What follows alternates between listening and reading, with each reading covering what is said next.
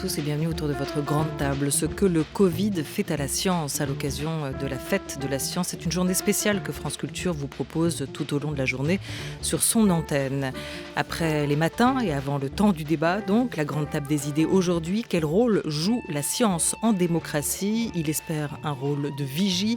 Pierre Papon, l'ancien directeur du CNRS, est notre invité à l'occasion de la parution de son ouvrage « La démocratie a-t-elle besoin de science ?» aux éditions du CNRS. Mais d'abord, casquette à l'endroit, casquette à l'envers. C'est le nouveau directeur de la Villa Médicis et l'ancien directeur des rencontres de la photographie d'Arles qui est notre invité. Sam Sturze. Que font au temps et à la création les résidences d'artistes ? Quelle coopération européenne, quel dynamisme pour la culture en France ? Nous en parlerons ensemble jusqu'à 12h30. Bienvenue à tous autour de votre grande table sur France Culture. La grande table. Olivia Gesbert. Onction.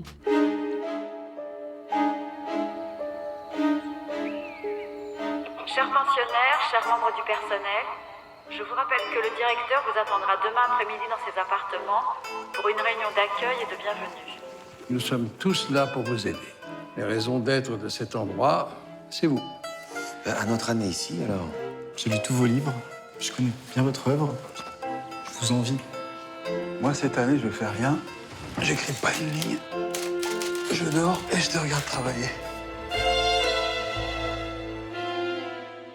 Extrait de L'Indompté, le premier long métrage de Caroline Desruas, une ancienne pensionnaire de la Villa Médicis. Bonjour Sam Sturze. Bonjour. Quels sont les premiers mots que vous avez délivrés à vos pensionnaires et à toutes les personnes, hommes et femmes, qui travaillent, qui vivent dans cette Villa Médicis à votre arrivée ? Un grand bienvenue à tous, et en fait c'était eux qui m'accueillaient, mais je reconnais avec émotion cet extrait de film où on entendait le directeur s'adresser par haut-parleur à l'ensemble des résidents et de l'équipe, cette vision un peu désuète de la Villa Médicis où le directeur en son palais recevrait de temps en temps. On est bel et bien au XXIe siècle dans une résidence de création, mais placée dans le plus bel endroit du monde, avec la volonté d'être une vraie start-up de la culture, difficile à concilier finalement.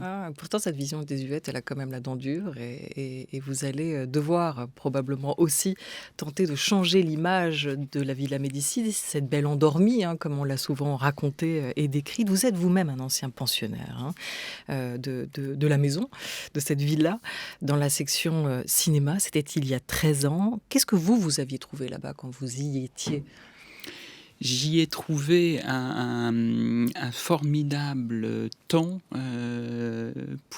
pour penser, réfléchir, travailler de manière libre et désintéressée. La plupart des résidences d'artistes ou de créateurs sont conditionnées à une production, à un résultat final.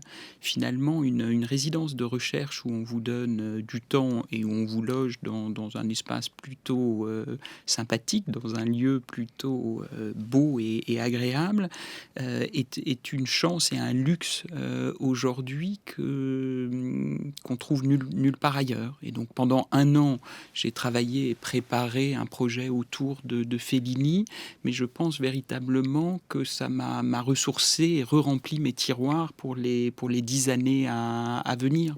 Vous avez quand même travaillé, rassurez-moi, quand vous étiez là-bas. Oui. Alors voilà. Est-ce que vous avez produit quelque chose ? Parce que c'est ce qu'on attend aussi, non ? Il paraît qu'il y a des dossiers, une sélection, ce qu'on voit très bien d'ailleurs en ouverture du film L'Indompté.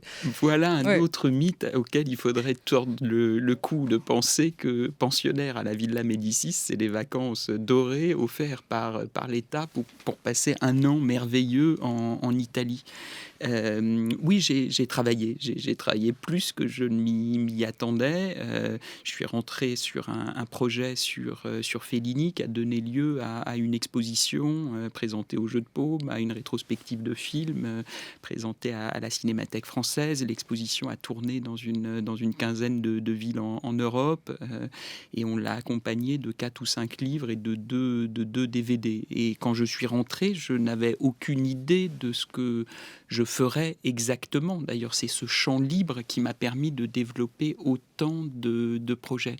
Mais c'est assez marrant de voir que dans le monde académique, on n'a aucun problème avec l'idée d'une année sabbatique. Aux États-Unis, les facs investissent sur leurs professeurs et si à un moment, ils ne prennent pas une année sabbatique, une année off pour réfléchir à leurs recherches, on s'inquiète même de l'avancée de leur parcours. Pourquoi les créateurs n'auraient pas besoin, eux aussi, à un moment, d'un temps d'arrêt dans leur parcours, d'une année, pour pouvoir réfléchir sur cette création. Les Romains appelaient ça l'osium, ce loisir oisif. Alors loisir oisif, bien sûr, aujourd'hui, c'est pas une notion complètement à la mode, mais du temps libre et désintéressé pour réfléchir. L'osium, c'est l'opposé du négocium. Et c'est vrai qu'on est dans une société de marchandisation à outrance, de production et de productiviste. Et que la plupart du temps, quand on met l'artiste dans une résidence, on s'attend à ce qu'il produise une œuvre à la fin, on veut d'ailleurs qu'il la produise et qu'il l'expose, ça veut dire qu'il va passer tout son temps à la produire, ou éventuellement qu'il vienne donner des cours dans les écoles en contrepartie du temps qu'il aurait passé en résidence. Formidable que les artistes donnent des cours aux enfants et qu'ils apprennent à dessiner ou qu'ils apprennent l'art, mais c'est pas complètement le job de l'artiste. Ça peut être un petit plus. Donc nous, à la Villa Médicis, on les accueille pendant un an et on leur fout la paix. Pendant un an, on les laisse réfléchir, penser, travailler dans toutes les directions. Et puis à un moment, on retravaille avec eux pour les mettre aussi en orbite et connecter leur réseau pour qu'ils puissent s'exprimer dans la discipline qui est la leur. Et vous, Sam Sturdzé, est-ce que cette direction, ce fauteuil, ce poste que vous avez accepté, vous le voyez aussi comme un temps suspendu, un temps d'oisiveté, un temps de réflexion dans votre parcours? Parce que, pour dire vrai, quand on a tous entendu votre nom cité pour prendre le relais dans cette maison qui, depuis 2 ans, vivait un temps d'intérim après le départ de Muriel Mayette-Holtz, qui n'avait pas été reconduite en 2018, on s'est dit, mais comment est-ce qu'il peut quitter un lieu aussi effervescent, aussi bouillonnant que sont les rencontres de la photographie à Arles, que vous avez mené là, par ailleurs, pour aller se retirer à Rome, dans cette belle et somptueuse Villa Médicis? Alors, chère Olivia Gisbert, oui, j'aurais aimé penser à une retraite, mais non, là, ça ne sera pas pour tout de suite, on attendra encore un peu. Effectivement, j'ai pleuré à l'idée de quitter Arles. J'ai aimé les 6 années que j'ai passées à la tête d'Arles et le projet global qu'on a pu y mener, la manière dont les artistes, à chaque fois qu'on leur proposait d'exposer dans un cloître, dans une église, répondaient présents en étant contents qu'on les sorte un peu de la white box. J'ai aimé cette rencontre avec le public, avec la ville. On est aujourd'hui à 1 400 000 entrées dans les expositions à Arles et c'est la première fois qu'en tant qu'acteur culturel, j'ai vu la prise directe sur l'économie locale que pouvait avoir la culture, comment le festival irradie culturellement, mais aussi socialement et économiquement la ville le temps de la saison. Pour autant, voilà, il est des pages qu'il faut savoir tourner. C'est difficile de partir avant qu'il soit trop tard. D'autant plus difficile de partir, rappelons-le, après une édition qui n'a pas pu avoir lieu, une dernière, ce qu'aurait été la vôtre, Sam Sturdzé, cette année pour cause d'épidémie et de contraintes de crise sanitaire. Absolument. L'édition 2020 qu'on avait annoncée et délivrée à la presse le 8 mars n'a eu le droit qu'à une conférence de presse et le programme des 35 expositions qui devaient avoir lieu cet été est resté, comme d'autres manifestations culturelles, dans les cartons. Mais ça, c'était une très belle aventure. Arles, c'est aussi une machine à laver. Vous faites 8 ans de la programmation d'un musée chaque année. Et le risque, c'est d'arriver à un moment à tout simplement ne plus rien avoir à dire. J'espère que j'en étais encore un peu loin, mais encore une fois, mieux vaut savoir partir trop tôt que trop tard. Et il n'y a pas beaucoup d'aventures qui auraient pu me faire rêver. Celle de la Villa Médicis, non pas pour sa retraite dorée, mais pour le projet culturel qu'il peut proposer, m'enthousiasme au plus haut point. On peut être triste de quitter un lieu et très heureux d'arriver dans un autre. Alors on y retourne à la Villa Médicis avec Fellini, puisque c'était l'objet de votre travail quand vous y étiez, vous, comme pensionnaire. Aujourd'hui, donc, vous êtes Sam Sturze, le nouveau directeur de la Villa Médicis.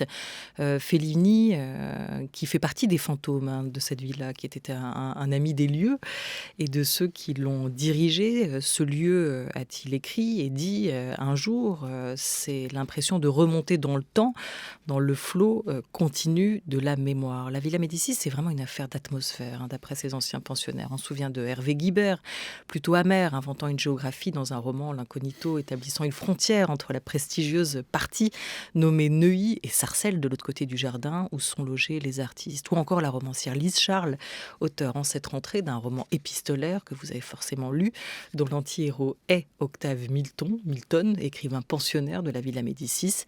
Le roman s'appelle La Demoiselle à cœur ouvert, chez POL. Il est paru. Élise Charles en parlait au micro de Par les temps qui courent de Marie Richeux. En fait, quand je suis arrivée, moi, j'ai paniqué. Je me suis dit, qu'est-ce que je fais là ? C'est à la fois tellement beau et je ne savais plus du tout ce que je venais faire là. J'avais fait un projet, mais je n'étais pas du tout sûre que j'arriverais à l'accomplir. Je me suis sentie très seule au milieu de cette sorte de bulle enchantée. Et en même temps, c'est vrai qu'il y avait un contraste assez rigolo, mais ça me plaisait plutôt, entre la beauté extraordinaire des lieux et le côté très trivial des pavillons en fait, où on était logés, auquel finalement je me suis attachée infiniment au cours de l'année. Voilà, et dans ce roman, elle balance un peu quand même sur les autres pensionnaires, même si c'est sous la forme de la fiction et sur la direction à ce moment-là. Gentiment, elle raconte aussi vraiment ce qu'est l'esprit de ce lieu et la manière dont son personnage fictif y évolue, se cherche sa plume, son ton. Vous risquez de figurer un jour dans un roman, dans un film ou dans une fresque, Sam Sturze. Sachez-le et prenez garde. J'en prends le risque. Ce contraste qu'elle évoque, vous le ressentez dans ce lieu ? Est-ce qu'il y a l'idée d'essayer de le maintenir ou de réconcilier un peu ces deux facettes ? Non, on le perçoit à chaque instant. D'ailleurs, la Villa Médicis est faite d'un certain nombre de contradictions, à commencer par son architecture elle-même, cette façade austère sur la ville, et vous pénétrez dans les lieux et vous rentrez dans un jardin Renaissance, et à l'intérieur, cette flamboyante façade Renaissance. Et effectivement, l'antagonisme entre un lieu patrimonial dont certains voudraient pousser sa muséification, et le fait que des résidents vivent dans ce lieu, dans ce domaine. C'est 6 hectares, la Villa Médicis. La partie plus moderne dont parlent les pensionnaires qu'ils ont dénommés après Hervé Guibert Sarcelles, ce sont des pavillons des années 50 signés de l'architecte Carlu, qui à l'époque a été lui-même pensionnaire à la Villa Médicis, qui font une soixantaine de mètres carrés et qui n'ont pas alors les fastes du palais, mais qui sont très sympathiques aussi. Mais c'est vrai que c'est intimidant de venir passer un an dans ce lieu chargé d'histoire, et qu'on vous laisse face à vous-même, face à vos doutes. Elle l'exprime très très bien, cette notion de doute, et elle est essentielle. Ça serait même d'ailleurs inquiétant qu'un pensionnaire arrive et que pendant un an il sache exactement ce qu'il va faire. On veut le mettre dans cette condition de chercher, de tenter, d'avancer des hypothèses, de douter, de pouvoir se tromper, d'essayer des choses. Mais il y a aussi des projets concrets qui en ressortent, et vous revenez justement de Bordeaux, Sam Sturze, où 2 anciens pensionnaires, 2 architectes, puisqu'on parle d'architecture, ont présenté aussi un projet architectural qu'ils avaient pensé et développé là-bas, ce pavillon proto-habitat. Est-ce qu'il s'inspire de cette architecture de la Villa Médicis? Est-ce que le lieu, même dans la contradiction, a imbibé, a aussi imprégné un peu ce projet qui est résolument tourné vers l'avenir, pour le coup, ou est-ce que vous pensez que ça n'a rien à voir, qu'en fait on arrive aussi à faire abstraction de là où on est pour penser ce qu'on veut? Ils le racontaient eux-mêmes extrêmement bien, Flavien Menu et Frédéric Bachelard, qui ont été pensionnaires pendant un an, et leur pavillon qu'ils ont construit à l'issue de leur résidence et qu'ils appellent Villa Médicis Mobile, est à voir dans le jardin public de Bordeaux jusqu'à la fin de l'année. Ils l'ont exprimé eux-mêmes en disant que d'avoir pu vivre dans un lieu, et leur lieu de résidence était magnifique, un magnifique atelier qui s'appelle Carolus Durand sur le site, les a complètement inspirés pour structurer l'intérieur de ce pavillon mobile, construit en bois français par les filières aquitaines, complètement démontable, complètement écologique. On a des résidents qu'on accueille pendant un an, mais qui ne sont pas déconnectés du monde. Ils sont branchés directement sur les problématiques actuelles. Ils travaillent sur les notions d'écologie, sur la question du genre, sur les enjeux de durabilité.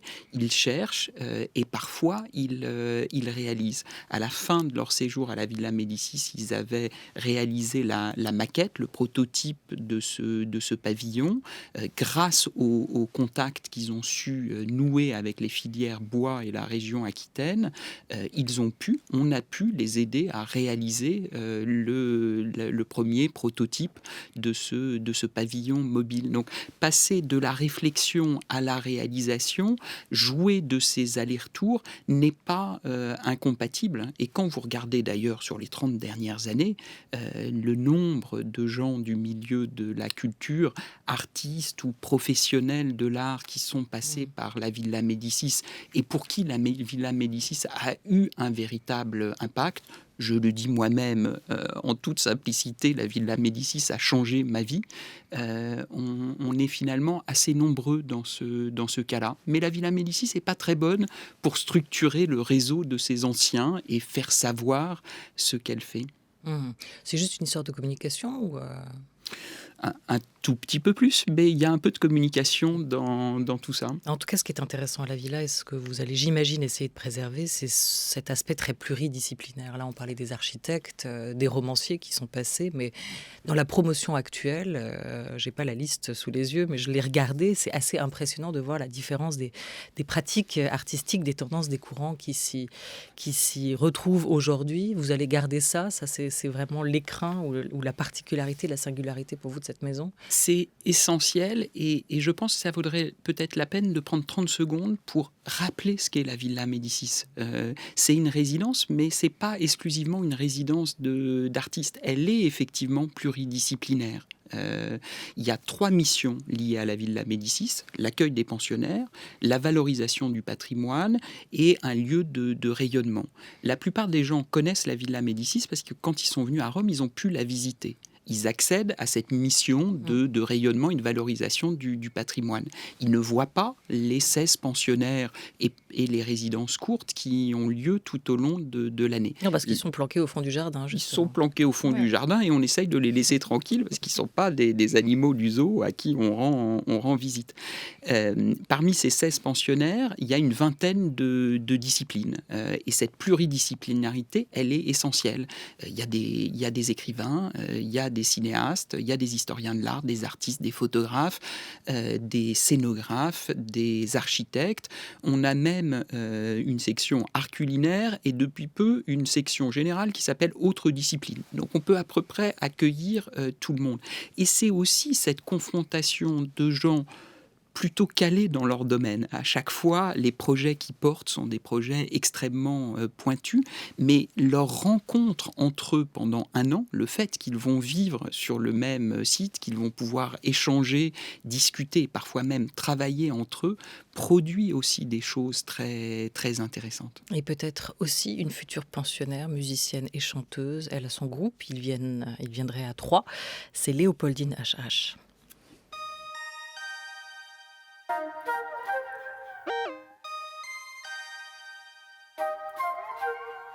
Psychotropique.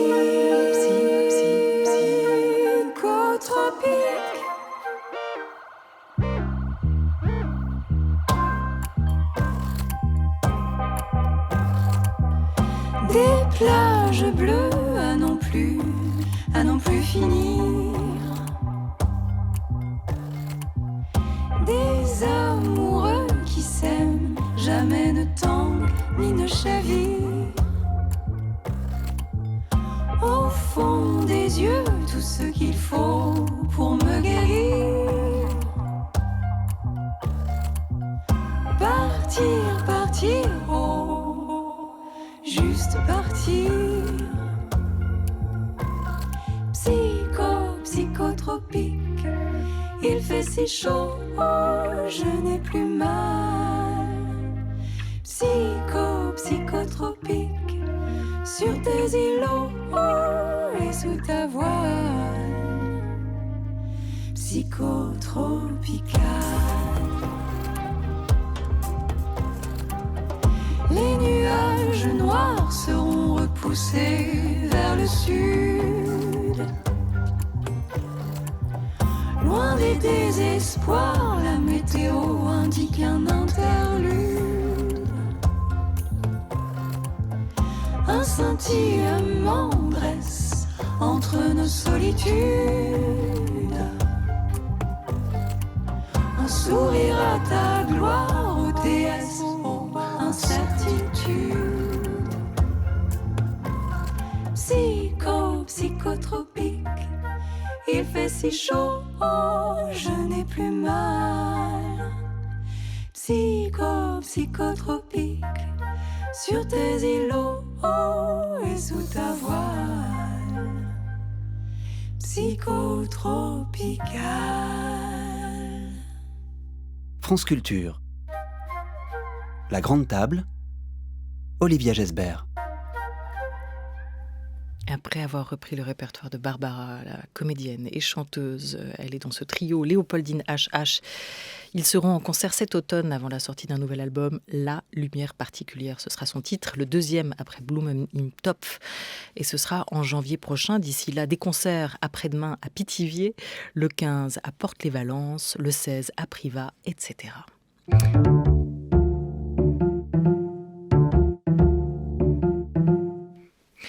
On parlait de ce qu'est être directeur et vous voilà désormais le nouveau directeur de la Villa Médicis, Sam Sturze. La Villa, elle a eu des directeurs mythiques, Ingres et surtout Balthus, resté 17 ans à la tête de cette maison. Que faire de tous ces héritages? Avant de vous donner la parole, je vous propose d'écouter les mots d'un autre de vos prédécesseurs, c'est Richard Peduzzi.